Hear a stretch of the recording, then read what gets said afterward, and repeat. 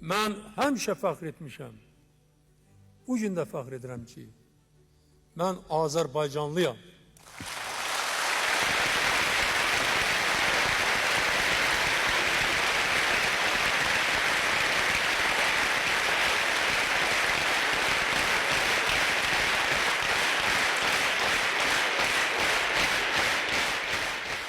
Biz Ermənistan ordusunu məğlub etmişdik ve bununla Azərbaycan xalqı fəxr edir. Ve bundan sonra biz artıq 4 ildən çox ve bundan sonra əbədiyyətə qədər müzəffər xalq və dövlət kimi yaşayacağıq.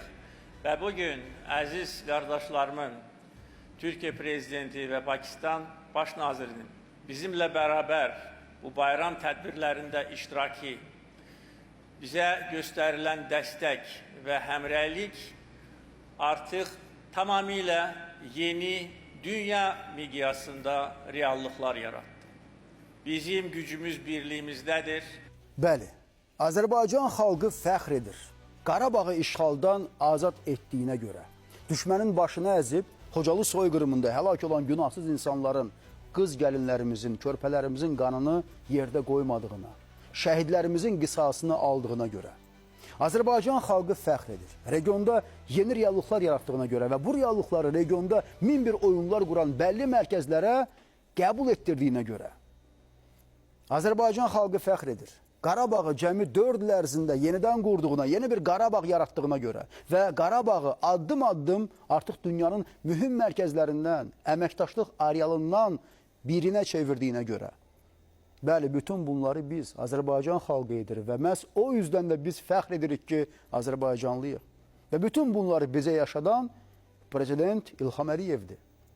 Ötən həftə Laçında yaşananlar məhz onun, Prezident İlham Əliyevin ortaya qoyduğu reallıqlardır. Məhz onun öz xalqına ilk növbədə də Laçınlılara növbəti bayram hədiyyəsi idi. Özü də may ayında. O aydakı Şuşa ilə yanaşı Laçın da işğal olunmuşdu. O aydakı bu torpağın əzəli sakinləri min bir vəhşiliklə evlərini, dədə-baba yurdunu tərk etmişdi. Doğmalarını, yaxınlarını itirmişdi və 30 il vətən həsrəti çəkmişdi. Və məhz ona görə də ötən həftə may ayında Laçında təşkil olunan bayram konsertində 3 liderin əhatəsində əyləşib tarixi anların şahidi olanların əksəriyyəti də elə Laçınlılar idi. Prezident belə tapşırmışdı. Çünki məhz onların bu hadisəni izləməyə daha çox haqqı vardı. Və lider bu haqqı onlara verməklə həm 30 illik niskili, kədəri az da olsa ovutmağa çalışdı. Həm də dünyaya o mesajı verdi ki, beynəlxalq insan hüquqlarını da, konvensiyaları da, beynəlxalq təşkilatların boş-boş istinad etdiyi, amma əməldə barmağını belə tərpətmədiyi qalaq-qalaq qətnamələri də Azərbaycan reallaşdırır. Tək başına, öz gücü ilə.